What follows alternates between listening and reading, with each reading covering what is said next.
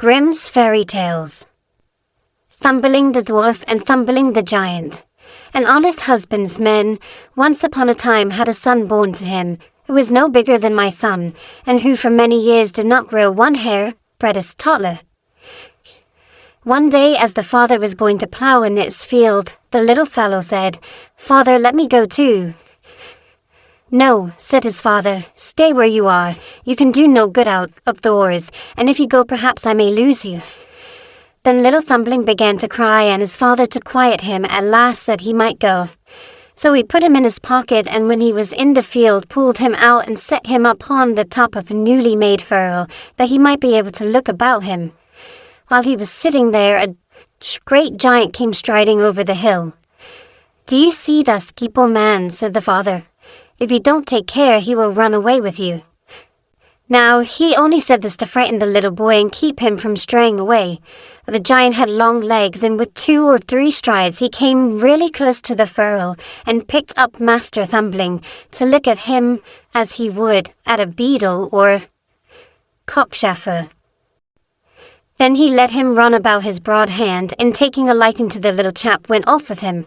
The father stood by all the time, but could not say a word for fright. He thought his child was really lost, and that he should never see him again. But the giant took a liking to him, took care of him at his house in the woods, and laid him in his bosom and fed him with the same food that he lived upon himself. So Thumbling, instead of being a little dwarf, became like the giant, tall and stout and strong. At the end of 2 years, when the old giant took him into the woods to try him, and said, "Pull up that birch tree for yourself to walk with," the lad was so strong that he tore it up by the root. The giant thought he would make him still stronger man than this, so after taking care of him for 2 years more, he took him into the woods to try his strength again. This time he took hold of one of the thickest oaks and pulled it up as if it were mere sport for him. Then the old giant said, "Well done, my man, you will do now." So he carried him back to the field where he first found him. His father happened just then to be ploughing his field again, as he was when he had lost his son. The young giant went up to him and said, "Look here, father, see who I am.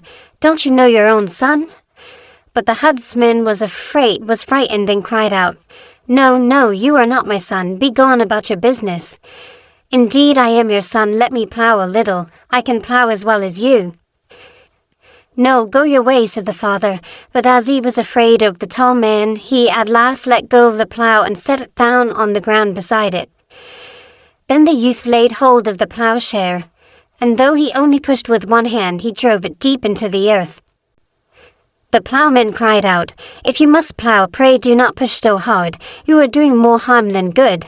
But his son took off the horses and said, "Father, go home and tell my mother to get ready for a good dinner. I'll go round the field meanwhile."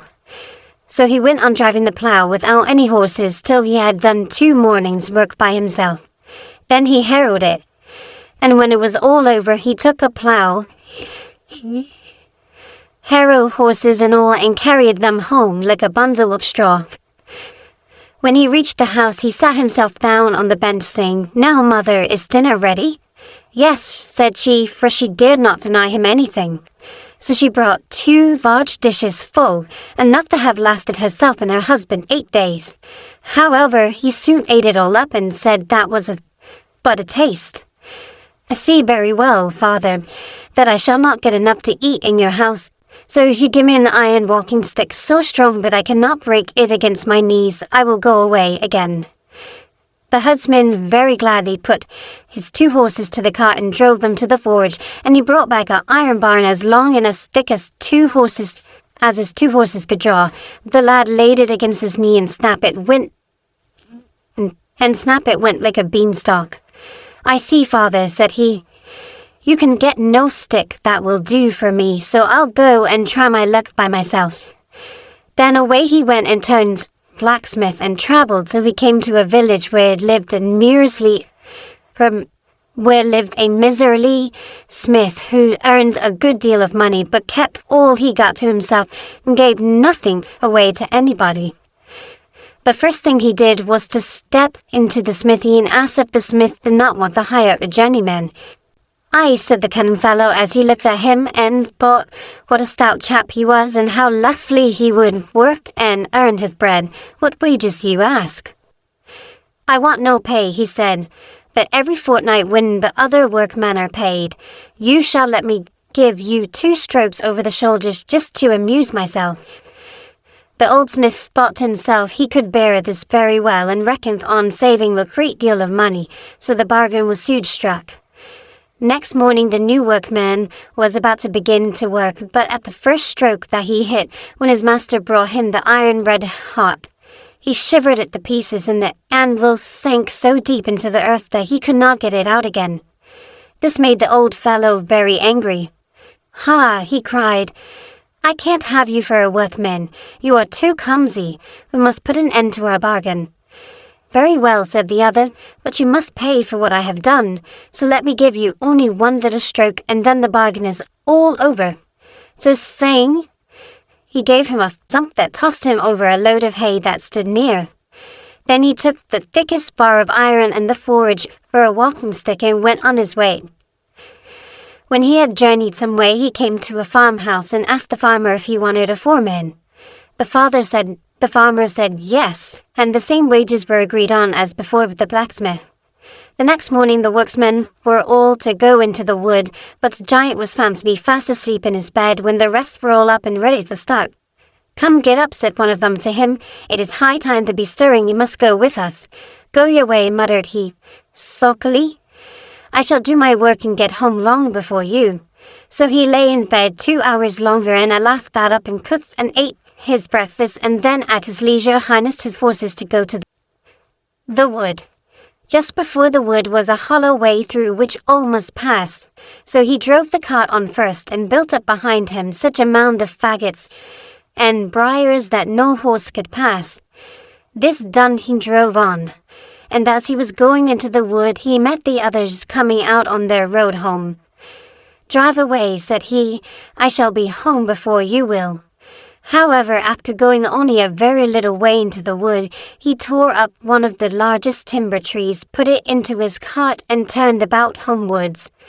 When he came to the pile of faggots, he found all the others standing there, not being able to pass by. "So," said he, "you see, if you had stayed with me, you would have been home just as soon, and might have slept an hour or 2 longer." Then he took his tree on one shoulder and his cart on the other and pushed through as easily as though he were laden with feathers, and when he reached the yard he showed the tree to the farmer and asked if this was not a fine walking stick. "Wife," said the farmer, "this man is worth something. If he does sleep longer, still he works better than the rest." Time rolled on and he had worked for the farmer his whole year. So when his fellow laborers were paid, he said he also had a right to take his wages. But great dread came upon the farmer at the thought of the blows he was to have. So we begged him to give up the old bargain and take his whole farm and stock instead. "Not I," said he. "I will be no farmer. I am foreman, and so I mean to stay and to be paid as we agreed." Finding that he could do nothing with him, the farmer begged 1 fortnight's respite and called together all his friends to ask their advice in the matter. They bethought themselves for a long time and at last agreed that the shortest way was to kill this troublesome foreman. The next thing was to settle out how it was to be done, and it was agreed that he should be ordered to carry into the yard some great millstones and put them on the edge of the well. Then he should be sent down to clean it out, and when he was at the bottom, the millstone should be pushed down upon his head. Everything went right, and when the foreman was safe in the well, the stones were rolled in. As they struck the bottom, the water splashed to the very top. Of course, they thought his head must be crushed to pieces, but he only cried out, "Drive away the chickens from the well. They are scratching about in the sand above, and they threw it into my eyes so that I cannot see." When his job was done, up he sprang from the well, saying, "Look here, see what a fine neckcloth I have." And he pointed to one of the millstones that had fallen above his head and hung about his neck. The farmer again was overcome with fear and begged another fortnight to think of it. So his friends were called together again, and at last gave this advice, that the foreman should be sent and made to grind corn by night at the haunted mill, whence no man had ever yet come out alive in the morning. That very evening he was told to carry 8 bushels of corn to the mill and grind them in the night. Away he went to the loft, put 2 bushels into his right pocket, 2 into his left, and 4 into a long sack slung over his shoulders, and then set off to the mill. The miller told him he might grind there in the daytime, but not at night, for the mill was bewitched, and whoever went in at night had been found dead in the morning. "Never mind, miller, I shall come out safe," said he.